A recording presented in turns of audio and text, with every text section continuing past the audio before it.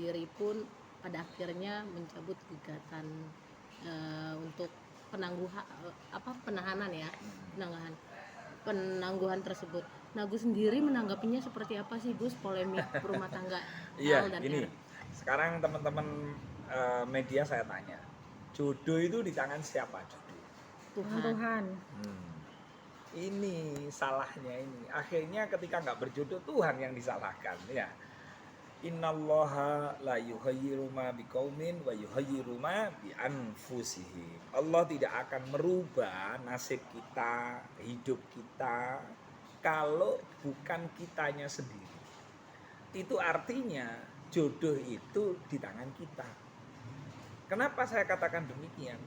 Yang melakukan kita, yang WA-an kita, yang janjian kita, yang tidur bareng yo kita, yang kerja bareng yo kita, yang komitmen ya kita, gitu loh. Makanya berkaitan apa itu namanya, saudara Bilar itu penangguhan penahanannya dikabulkan, maka teman-teman netizen ya nggak perlu marah, karena dia bukan sanak saudara kita. Dinikmati aja tontonan itu. Nah, terus bagaimana dengan Lesti yang mencabut? Saya mengerti kok, netizen terutama yang terluka, yang pernah dikhianati, yang pernah dibohongin sama pasangannya, apalagi sampai KDRT.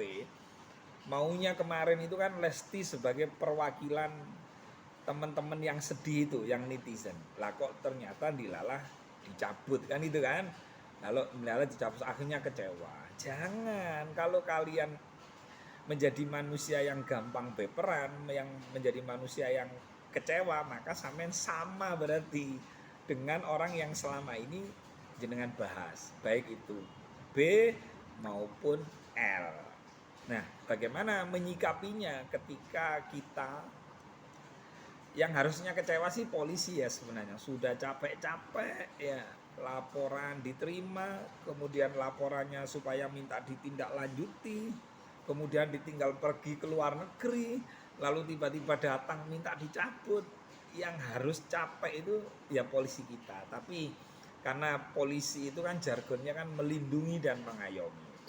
Saya kira polisi sudah di jalur yang benar, di track yang benar, termasuk apa ya, mengundang saudara B untuk di apa namanya, diekspos ya, ditunjukkan kepada media dengan baju oranye juga. Itu adalah tahapan-tahapan di proses hukum yang memang harus dilalui. Nah, saya dengar infonya kan wajib lapor ya. Iya.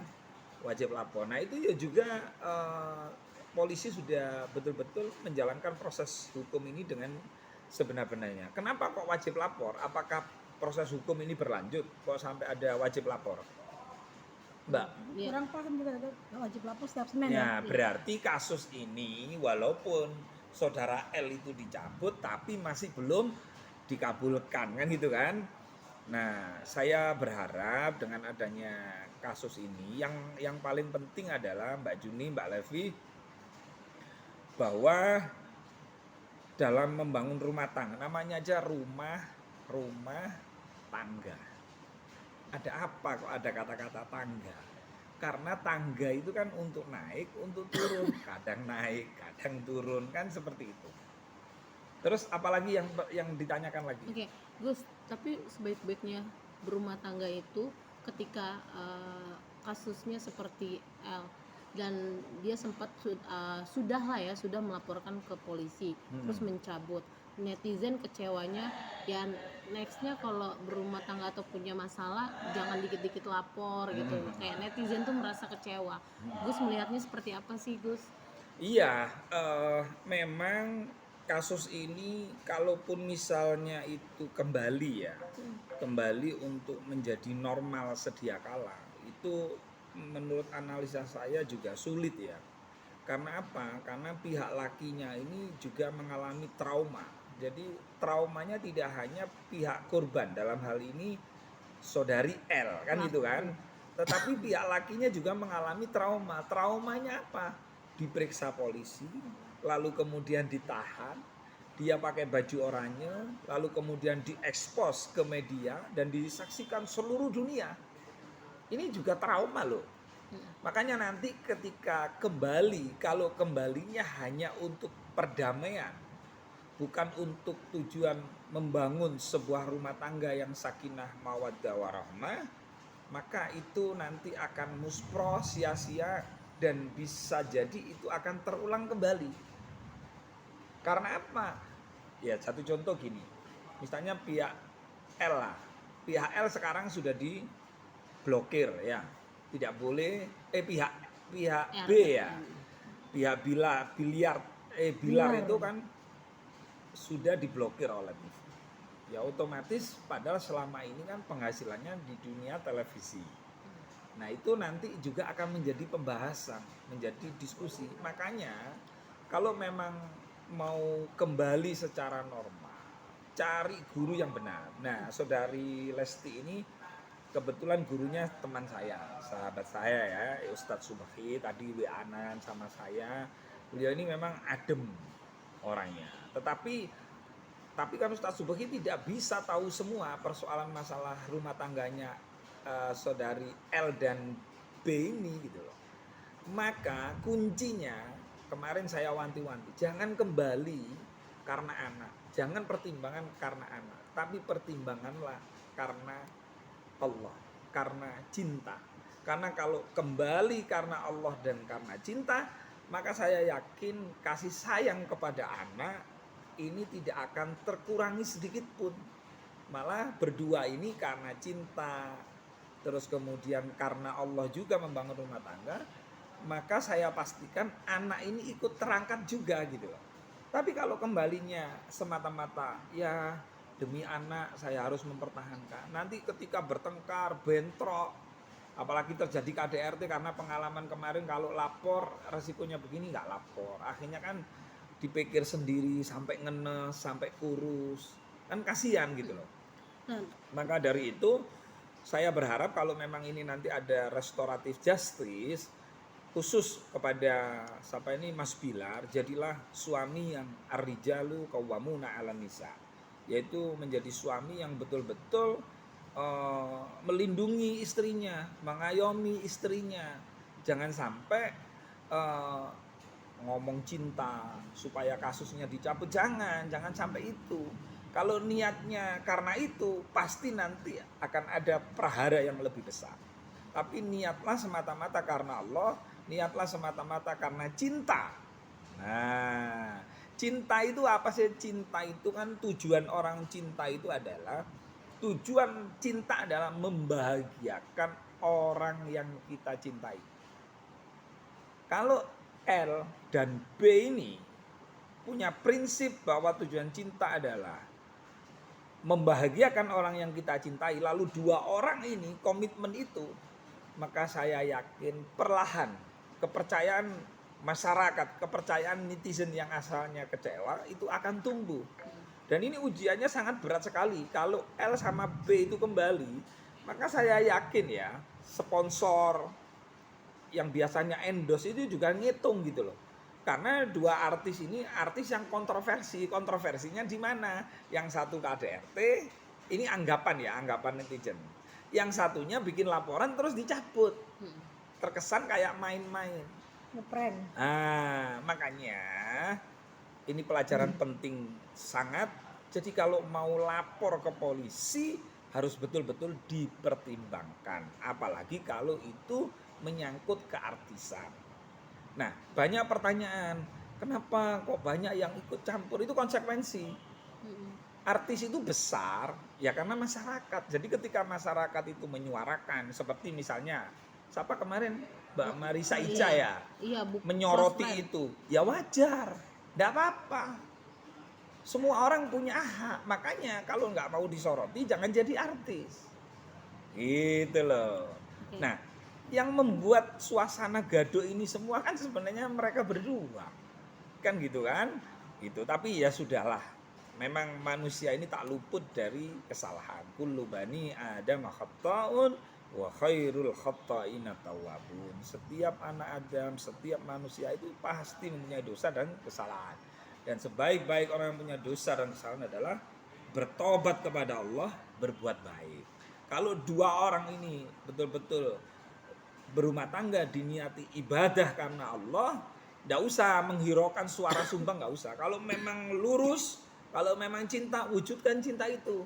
Jangan sampai ya dapat 1 minggu nonton berita-berita YouTube karena pernah ditahan, karena pernah rame, komplain, akhirnya tersinggung, rame lagi.